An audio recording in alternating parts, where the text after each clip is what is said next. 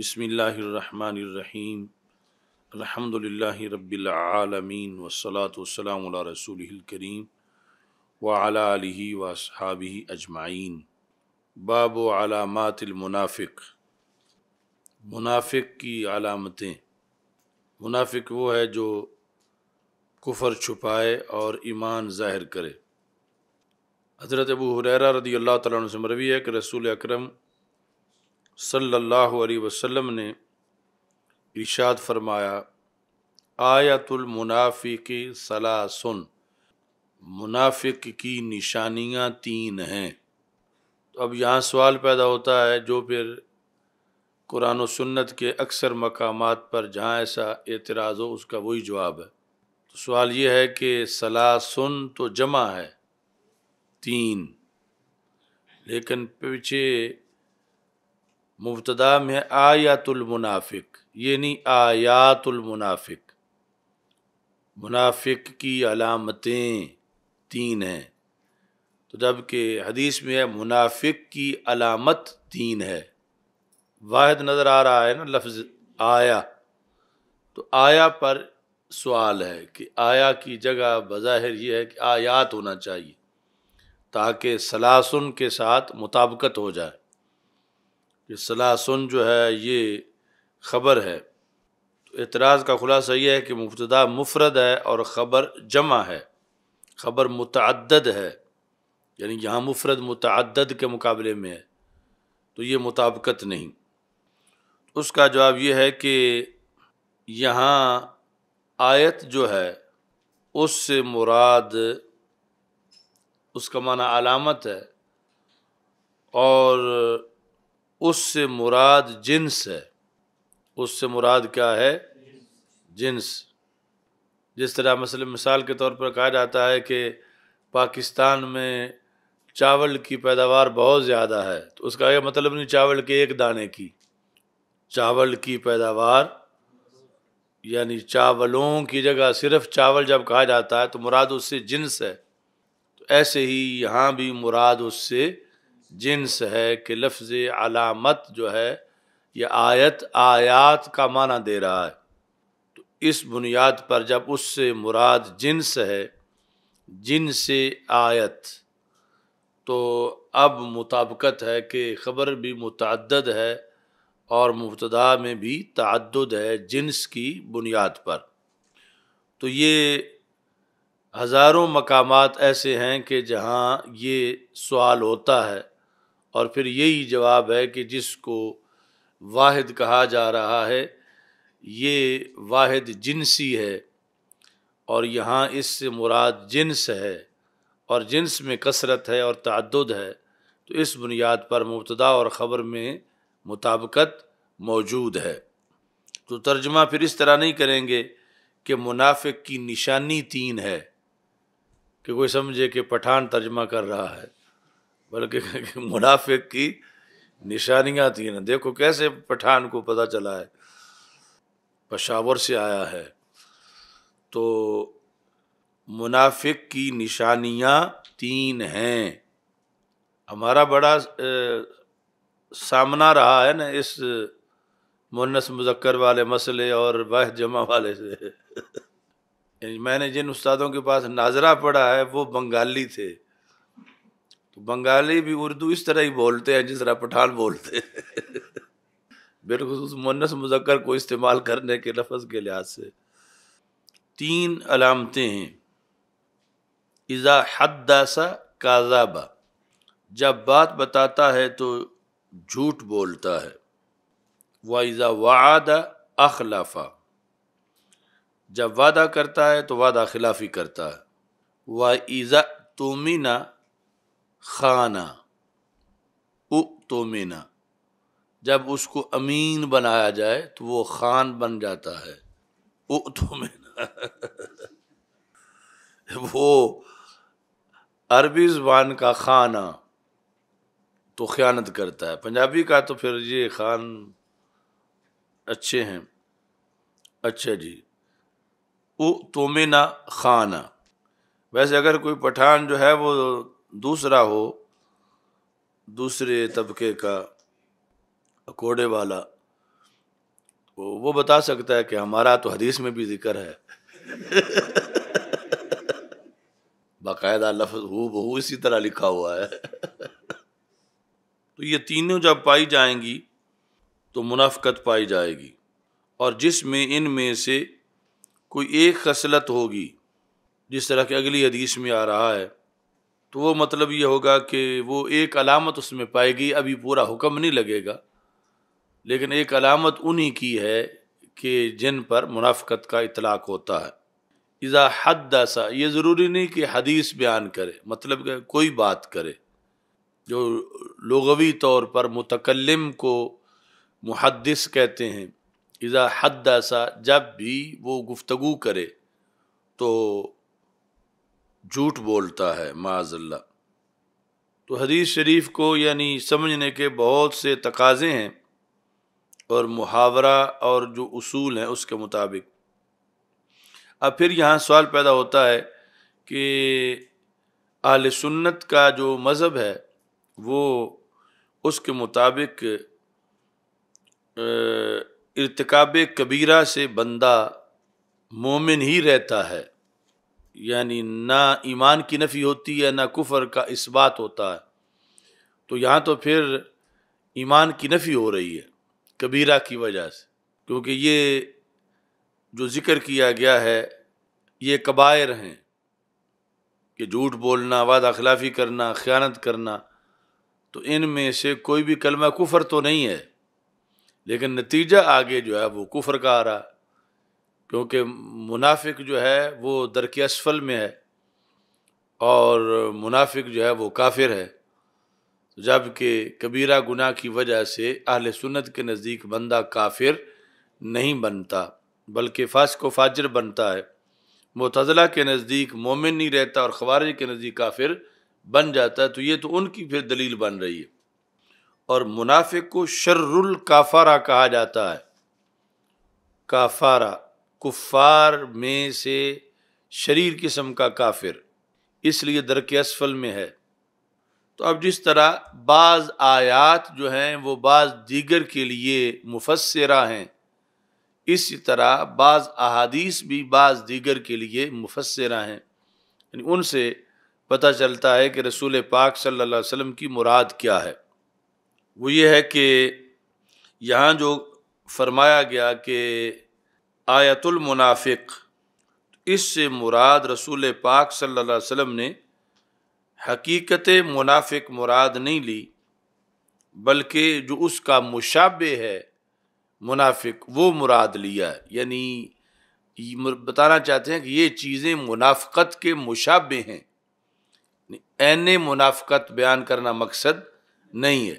یعنی عام لفظوں میں اس کا آپ جواب دینا چاہیں تو خلاصہ اس طرح ہوگا کہ ایک ہے نفاق عملی، ایک ہے نفاق اعتقادی۔ تو یہ عملی نفاق کی مثالیں دی گئی ہیں۔ اعتقادی نفاق جو ہے وہ کفر ہے، عملی نفاق کفر نہیں ہے۔ اعتقادی نفاق جو ہے وہ کفر ہے، اور پھر کفر کی قسموں میں سے بدترین قسم ہے، اور پھر وہ درک اسفل میں ہے۔ اور جو عملی نفاق ہے یہ کفر نہیں ہے، اس کی وجہ سے بندہ ملت سے نہیں نکلتا، لیکن ہے بھاری اور منافقت کے مشابہ ہے، جو دوسری منافقت ہے، جو اس واسطے اس سے بچاؤ کے لیے حکم دیا گیا۔ اب یہ ہے کہ یہ جو آپ اس کی تعویل کر رہے ہیں، اس کو کہاں سے سپورٹ حاصل ہے حدیث سے، یہ کیسے اخذ کی گئی ہے یہ بات؟ اس کا جواب یہ ہے کہ اس سے اگلی حدیث جو کہ یہ ہے کہ اربع من کن فیہ کان منافقا خالصا ومن کانت فیہ خصلۃ منہن کانت فیہ خصلۃ من النفاق حتی یدعہا، یعنی وہ حدیث ہے کہ 4 باتیں جس میں ہوئیں وہ پکا منافق ہے معاذ اللہ، اور جس میں ان 4 میں سے کوئی ایک پائی گئی تو وہ ایک خصلت ہے نفاق کی، وہ منافق نہیں، یہاں تک کہ وہ اسے ایک کو بھی چھوڑ دے۔ تو ایک پائی جائے گی تو وہ خصلت ہے، منافقت کی خصلت اس میں پائے گی، اسے منافق نہیں کہیں گے۔ تو اس سے پتہ چلتا ہے کہ جو چیزیں نفاق ہیں، اعتقادی نفاق یا وہ نفاق جو کہ کفر ہے، وہ تو کوئی ایک چیز بھی پائی جائے تو اس کے ساتھ ہی وہ کفر پایا جاتا ہے اور وہ منافقت پائی جاتی ہے۔ تو یہاں اس سے پتہ چلا کہ یہ وہ چیزیں بیان کی جا رہی ہیں جو منافقت کے مشابہ ہیں، یعنی دوسرے لفظوں میں جو خلاصہ بیان کیا ہے، جو عملی نفاق کی چیزیں ہیں، یہ وہ یہاں پر بیان کی گئی ہیں، ورنہ کوئی ایک بھی پائی جاتی تو وہ صرف ایک خصلت ہی نہ ہوتی بلکہ وہاں نفاق کا حکم لگایا جاتا۔ تو وہ عقائد کے مسئلے میں تو اس بنیاد پر منافقت کی دو قسمیں ہیں، ایک ہے منافقت اعتقادی اور دوسری ہے منافقت عملی۔ تو بری دونوں ہیں، دونوں سے بچاؤ ضروری ہے، لیکن منافقت اعتقادی سے بندہ معاذ اللہ کافر ہو جاتا ہے اور منافقت عملی سے کافر نہیں ہوتا۔ تو یہاں پر جو بیان کیا جا رہا ہے تو یہ منافقت عملی کی جو ہیں وہ نشانیاں اور اس کے لحاظ سے ذکر بیان کیا جا رہا ہے۔ تو اگلی حدیث کے لحاظ سے پھر لغوی ایک وضاحت ہے کہ لفظ خالص جو ہے، لفظ خالص بڑا عظیم لفظ ہے کہ جب خالص آ جائے تو پھر خلوص کی انتہا ہو جاتی ہے۔ یہ بندہ تو بڑا خالص سنی ہے، یہ بڑا خالص نمازی ہے، یہ بڑا خالص عالم ہے، یہ خالص شاگرد ہے۔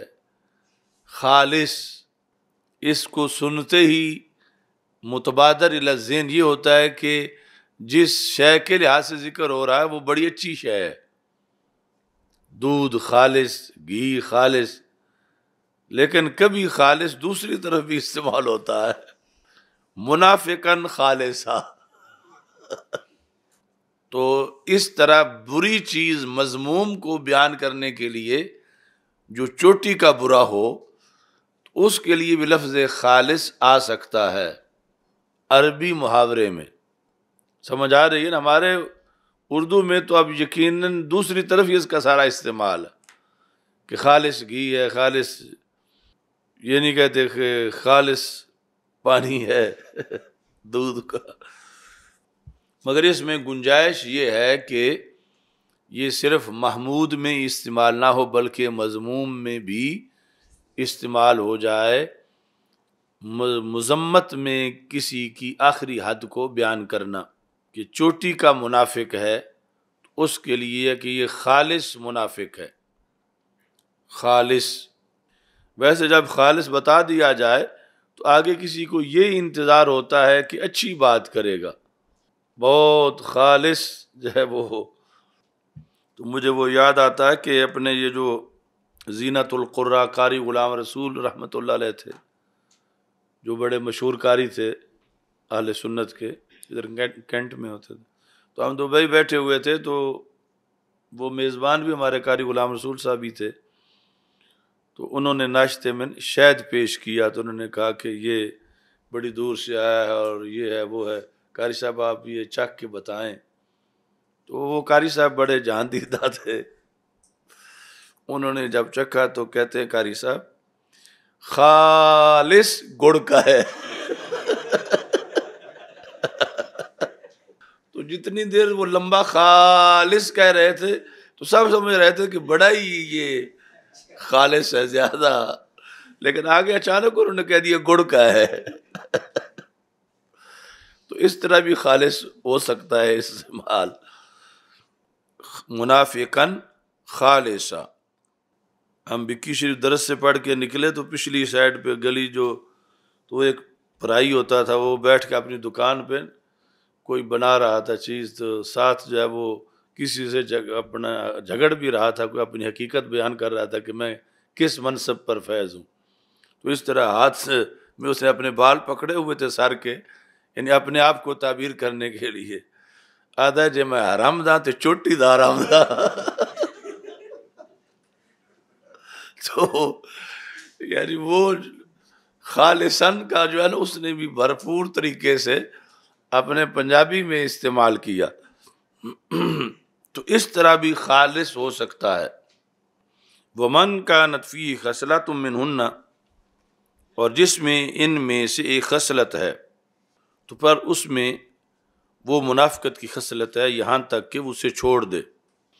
باقی یہ دو قسمیں تو بنائی جائیں گی، ایک قسم نفاق عملی، دوسری نفاق اعتقادی، مگر یہ قسمیں نہیں بنائی جائیں گی کہ ایک نفاق شرعی اور دوسرا غیر شرعی، یہ قسمیں نہیں بنائی جائیں گی۔ جو کہ کچھ لوگ یہ قسمیں بناتے ہیں، نفاق شرعی اور نفاق غیر شرعی، تو یہ بنتی نہیں ہیں، چونکہ رسول پاک صلی اللہ علیہ وسلم نے جب بیان کر دیں تو یہ سب شریعت کے اندر ہی ہیں۔ اب کوئی نفاق غیر شرعی کیسے ہوگا؟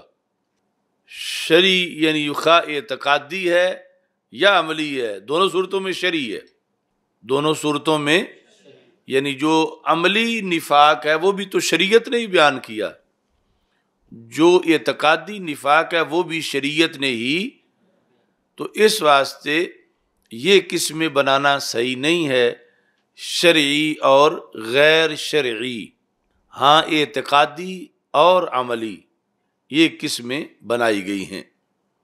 اب اس میں بھی ایک باریک نکتہ ہے، جنہوں نے یہ قسمیں بنائیں، کون سی؟ شرعی اور عرفی، منافقت شرعی اور منافقت عرفی۔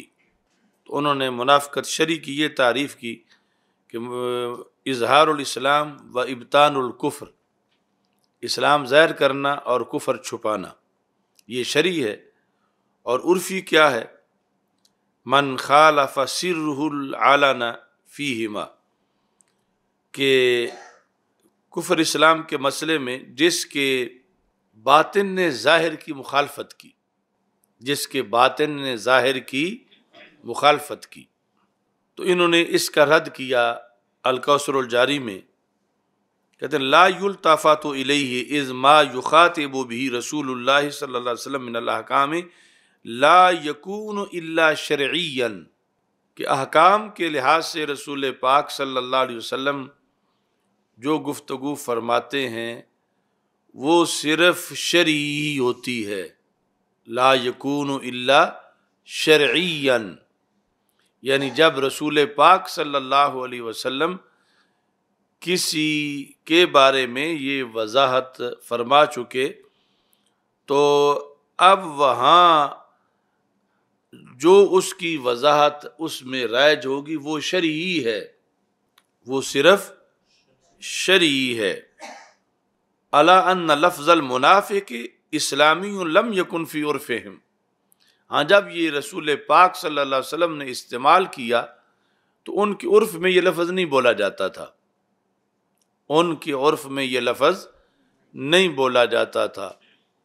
اس وقت مکہ مکرمہ میں اور بالخصوص مدینہ منورہ میں جب یہ استعمال ہوا تو ان کے پہلے عرف میں یہ لفظ نہیں بولا جاتا تھا، تو اس بنیاد پر پھر یہ لفظ جو ہے یہ اگرچہ ان کے عرف میں نہیں تھا لیکن رسول اکرم صلی اللہ علیہ وسلم نے یہ استعمال کیا، تو پھر اس کی ساری قسمیں جو ہیں وہ شرعی ہیں، یعنی شریعت نے ان کا حکم بیان کیا، یہ شرعی ہونے کا مطلب ہے۔ جس طرح یہ کہا جا رہا ہے کہ لفظ منافق اسلامی ہے، مطلب یہ ہے کہ اسلام میں اس کو استعمال کیا گیا ہے، اگرچہ خود تو وہ جو مصداق ہے وہ بڑا غیر اسلامی ہے، لیکن اس کی نشاندہی جو ہے وہ اسلام نے کی ہے۔ تو یہ چار ہیں، اس میں پھر یہ بیان کیا گیا وَإِذَا آحَدَ غَدَرَ، یہ اور وَإِذَا وَعَدَ أَخْلَفَ وہ ایک ہی قسم ہے، یہ اضافہ وَإِذَا خَاصَمَ فَجَرَ، کہ جب جھگڑا کرے تو گالی گلوچ پہ اتر آتا ہے، اذا خاصم فجر، تو یہ منافقت کی علامات میں سے ہے۔ آگے ہے کہ باب قیام لیلۃ القدر من الایمان، لیلۃ القدر کا قیام بھی ایمان کا ایک شعبہ ہے۔ حضرت ابو ہریرہ رضی اللہ تعالیٰ عنہ کہتے ہیں کہ رسول اکرم صلی اللہ علیہ وسلم نے ارشاد فرمایا من یقم لیلۃ القدر، جو لیلۃ القدر کو قیام کرے ایمانا واحتسابا، حالت ایمان میں اور طلب ثواب کے لیے، یعنی مصدر جو ایمانن ہے اس کو مبنی للفاعل بنا کے حال بنائیں گے، مؤمنہ یعنی حالت کفر میں نہ ہو، ایمان اس کا صحیح ہو، عقیدہ اس کا صحیح ہو، کیونکہ حال جو ہے وہ ذوالحال کی قید بنتا ہے کہ قیام کی حالت میں صحیح عقیدے پر ہو۔ واحتسابا مفعول لہو ہے کہ اس کا قیام کرنا طلب ثواب کے لیے ہو، ویسے موج میلے کے لیے نہ ہو، شب بیداری طلب ثواب کے لیے ہو، تو پھر غفر لہ ما تقدم من ذنبہ، اس کے پہلے جتنے گناہ ہیں وہ بخشے گئے۔ لیلۃ القدر، تو قدر کا ایک معنی وہی قدر و قیمت ہے جو ہمارے عرف میں بولا جاتا ہے، قدر و قیمت، کہ اس چیز کی بڑی قدر ہے، ویلیو ہے۔ تو اس رات میں عبادت کرنے والوں کی بڑی ویلیو ہے، اور پھر اس رات کی بڑی ویلیو ہے جو 1000 مہینے سے بہتر ہے۔ تو اس واسطے یہ لیلۃ القدر ہے کہ قدر والا فرشتہ قدر والی کتاب لے کر قدر والے رسول صلی اللہ علیہ وسلم کے پاس قدر والی امت کے لیے حاضر ہوئے، تو یہ اس میں سب قدر ہی قدر ہے۔ دوسرا قدر کا معنی ہوتا ہے تنگ آ جانا، تنگ ہونا، جس طرح کہ فقدر علیہ رزقہ، اللہ نے اس پر اس کا رزق تنگ کیا۔ تو پھر یہ ہے کہ یہ رات وہ ہے کہ اس میں اتنے فرشتے زمین پہ اترتے ہیں کہ زمین تنگ پڑ جاتی ہے فرشتوں کی بنیاد پر، اس لیے اس کو لیلۃ القدر کہا جاتا۔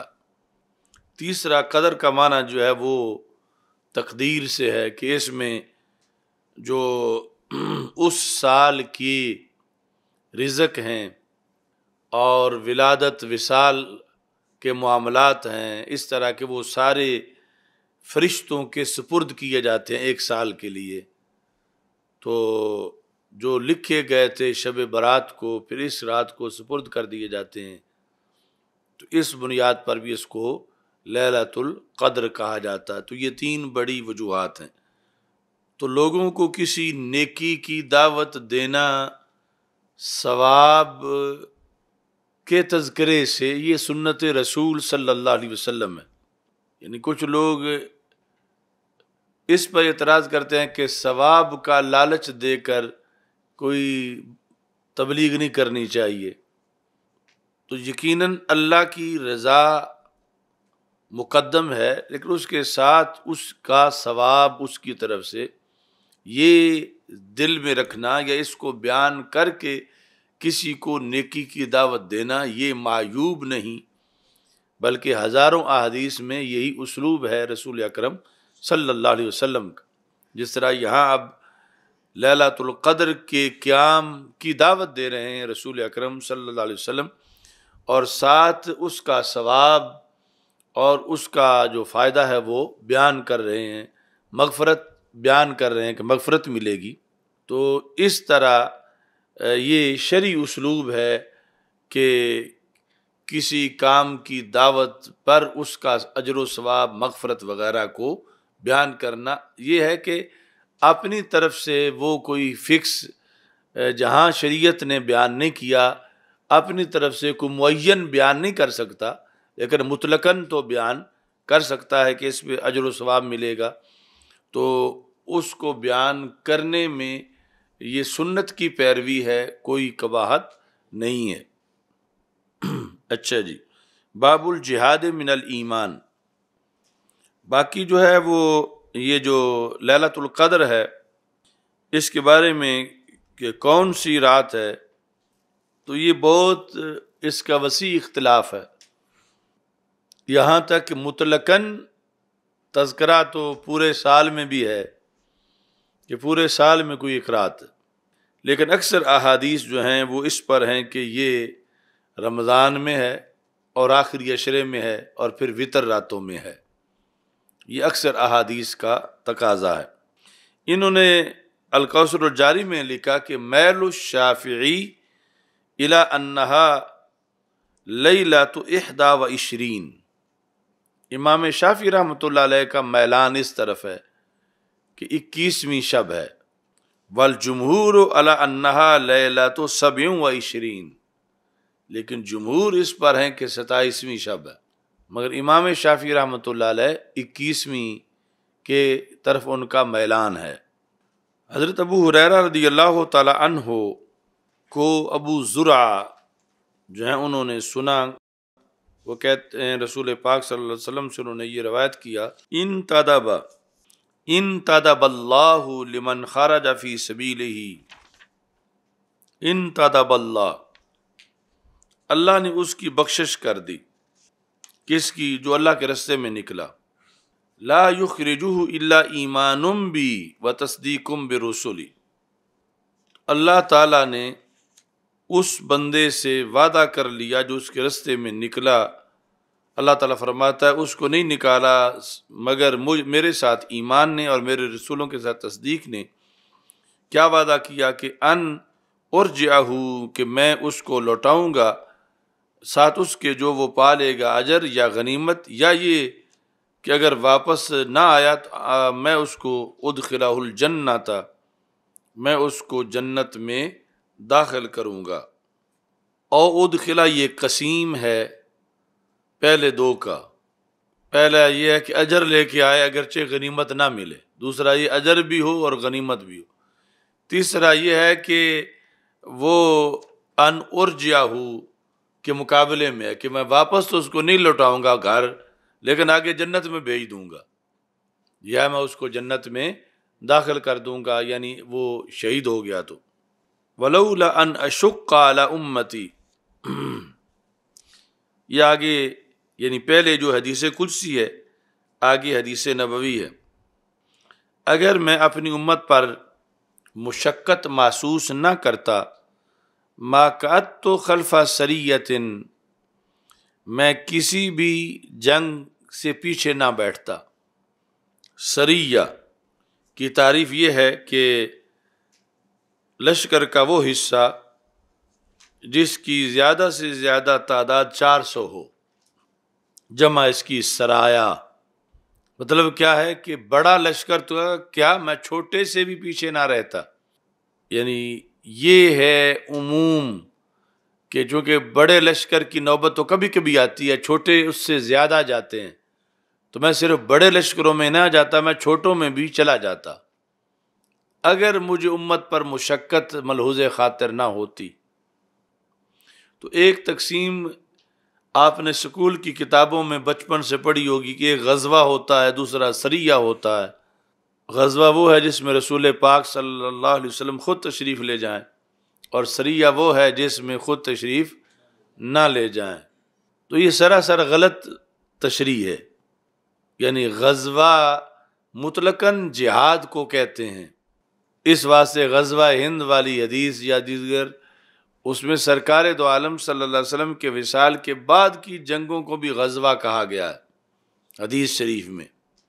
جو سرکار کی ہوں گے ان کو کہیں گے پھر غزوات نبوی، اور بعد والی جو ہیں وہ غزوات تو ہوں گی مگر غزوات نبوی نہیں ہوں گی۔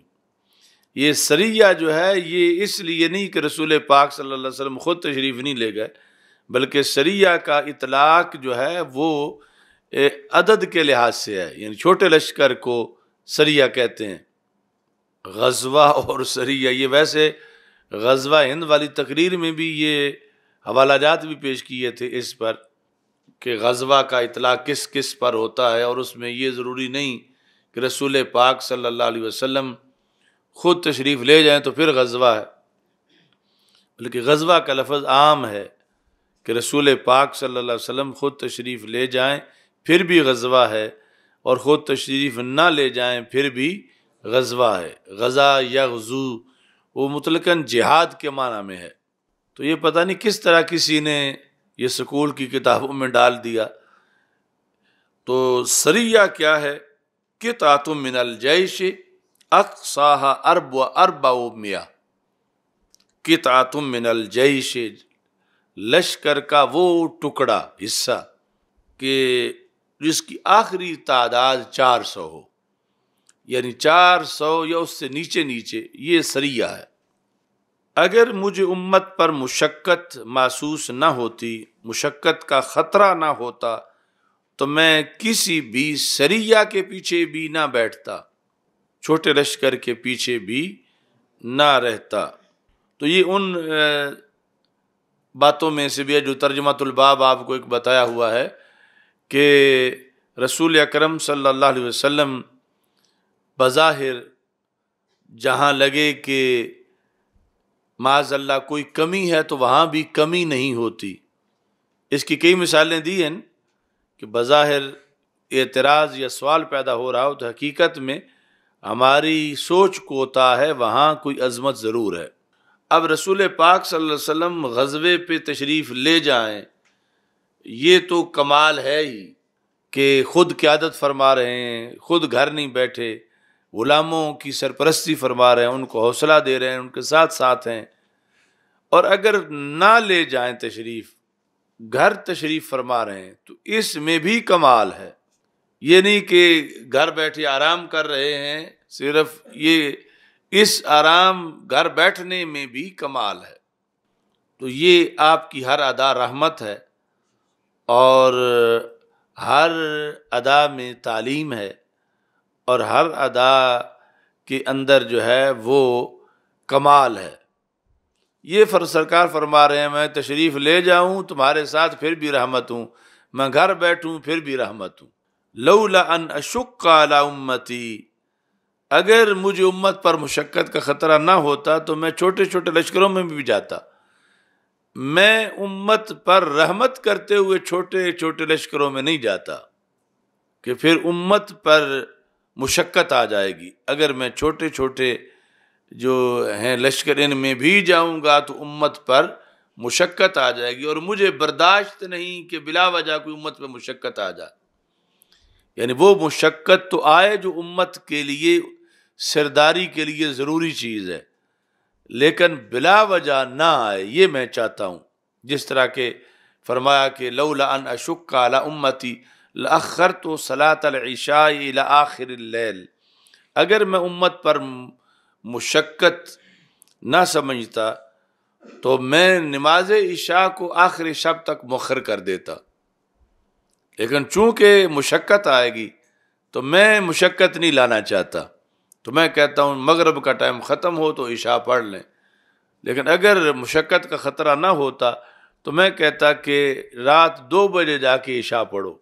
تو اس طرح اس مضمون کی کئی حدیثیں ہیں، بلکہ یہاں تک فرما دیا لولا ان اشق علی امتی لامرت لفرضت علیہم السواک کما فرضت علیہم الصلاۃ، اگر مشقت کا خطرہ نہ ہوتا تو میں ان پر مسواک بھی یوں فرض کرتا جیسے میں نے نماز فرض کی ہے۔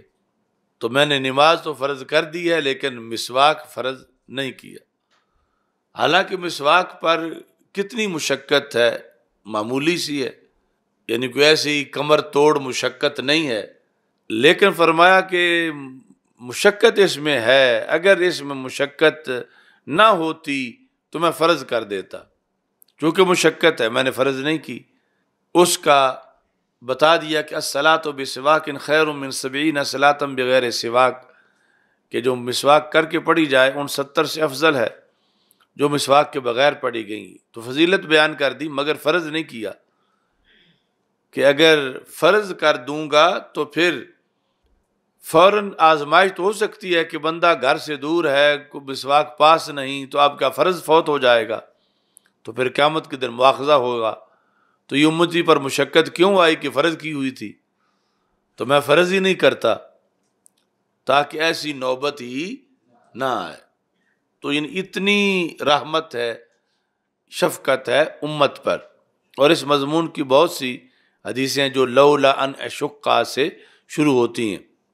تو جس طرح اب وہاں پر شفقت نظر آ رہی ہے مسواک کو فرض نہ کرنے میں، اور رات آخر شب میں فرائض کا وقت کا آغاز ہونا عشاء کا، وہاں تک نہ لے جانے میں واضح طور پر شفقت نظر آ رہی ہے۔ تو ایسے یہاں بھی شفقت موجود ہے کہ اس میں سریہ کسی مقام پر گھر رہنے میں کہ اگر ہر لشکر میں رسول پاک صلی اللہ علیہ وسلم خود تشریف لے جاتے تو پھر کسی کے لیے کبھی بھی پیچھے رہنا جائز نہ ہوتا اور پھر سب پہ مشقت آتی۔ تو رسول پاک صلی اللہ علیہ وسلم اپنے آرام کے لیے پیچھے نہیں رہ رہے، غلاموں کے لیے مسئلہ نرم رکھنے کے لیے پیچھے رہ رہے ہیں۔ ساتھ تشریف لے جائیں تو پھر بھی امت پہ رحمت ہے، جے گھر پیچھے تشریف رکھیں تو پھر بھی غلاموں پہ رحمت کے لیے ہے کہ امت پر مشقت نہ آ جائے۔ تو جانا بھی اس کے لیے ہے کہ رحمت ہو، اور کسی جنگ میں نہ جانا بھی اس لیے ہے کہ امت پر رحمت ہو۔ تو یہ تیرا قد مبارک گل بنے رحمت کی ڈالی ہے، جسے بو کے تیرے رب نے بنا رحمت کی ڈالی ہے۔ تو ہر جہت ہی رسول پاک صلی اللہ علیہ وسلم کی رحمت ہے، یعنی اتنی جامع سیرت ہے کہ جدھر بھی جو پہلو بھی ہے اس میں کمال ضرور ہے، اگرچہ کچھ کمالات بدی واضح نظر آتے ہیں اور کچھ بظاہر لگتا ہے کہ شاید یہاں ناغہ ہو گیا ہو، لیکن وہاں بھی حقیقت میں کمال ہی موجود ہے۔ جیسے دشمنوں کے مقابلے میں، سختیوں میں، برستے تیروں میں، جنگ میں تشریف لے جانا ایک واضح کمال نظر آ رہا ہے، تو کبھی نہ لے جانا بھی کمال ہے کتنا بڑا، کہ اس میں بھی امت کے لیے آسانی پیدا کی ہے کہ اگر رسول پاک صلی اللہ علیہ وسلم ہر سریہ میں شریک ہوتے تو پھر کسی کے لیے کسی مقام پر بھی چھٹی جائز نہ ہوتی، پیچھے رہنا جائز نہ رہتا، اللہ تعالیٰ کی طرف سے شدید مواخذہ ہوتا اور یہ چاند سے پیچھے ختم کر دیا جاتا پیچھے رہنے کے لحاظ سے کسی کا۔ تو اس واسطے رہ کر پیچھے رسول پاک صلی اللہ علیہ وسلم نے بعض مواقع پر یہ بھی امت کے لیے آسانی پیدا کی ہے۔ تو ہر جہت کے اندر لقد کان لکم فی رسول اللہ اسوۃ حسنہ، یہ جامعیت صرف آپ ہی کی ذات کو حاصل ہے۔ اور آگے جو ہر امتی کے لیے ہمیشہ شوق ہونا چاہیے شہادت کا، وہ سبق بھی دے دیا۔ وَلَا وَدِدْتُ، مجھے یہ پسند ہے حد درجے میں، انی اقتل فی سبیل اللہ، کہ مجھے اللہ کے راستے میں شہید کر دیا جائے، ثم احیا، پھر مجھے زندہ کیا جائے، ثم اقتل، پھر مجھے شہید کر دیا جائے، ثم احیا، پھر مجھے زندہ کیا جائے، ثم اقتل، پھر مجھے شہید کر دیا جائے۔ یعنی اس قدر شہادت کا منصب بڑا منصب ہے۔ جب رسول پاک صلی اللہ علیہ وسلم جن کے ان گنت منصب ہیں، تیرے تو وصف عیب تناہی سے ہیں بری، حیراں ہوں میرے شاہ کیا کیا کہوں تجھے، آپ کو اتنے مناصب کے حاصل ہونے کے باوجود پھر شہادت کا اتنا شوق ہے، تو پھر آپ کے غلام کو شہادت کا کتنا شوق ہونا چاہیے، امتی کو شہادت کا کتنا شوق ہونا چاہیے۔ تو یہ شوق شہادت کی انتہا ہے اس حدیث میں کہ ہر بندہ شہادت کا شوق رکھے اپنے دل کے اندر۔ یعنی رسول پاک صلی اللہ علیہ وسلم اس دین کی سربلندی کے لیے اللہ کے راستے میں جان دینا کتنا بڑا منصب ہے کہ رسول پاک صلی اللہ علیہ وسلم فرماتے ہیں مجھے اللہ کے راستے میں شہید کیا جائے، پھر زندہ کیا جائے، پھر شہید کیا جائے، پھر زندہ کیا جائے اور پھر شہید کیا جائے۔ اور دوسری حدیث میں ہے کہ جس نے جہاد نہ کیا عملاً اور پھر شوق شہادت بھی نہ رکھا تو مات علی شعبۃ من النفاق، وہ منافقت کے ایک شعبے پر فوت ہو گیا۔ اس واسطے یعنی منافقت سے بچاؤ کے لیے یہ ضروری ہے کہ بندہ شہادت سے پیار کرے اور اس کی تمنا رکھے، اور پھر اس کے لحاظ سے قرائن بھی اس کی زندگی میں اس شوق شہادت کے موجود ہوں۔ چلو دعا کرو۔ الحمدللہ رب العالمین۔ ساحل فساحل یا الہی کل صاحب بحرمت سید الابرار استغفر اللہ لا الہ الا اللہ وحدہ لا شریک لہ لہ الملک ولہ الحمد وہو علی کل شیء قدیر اللہم صلی اللہ تعالی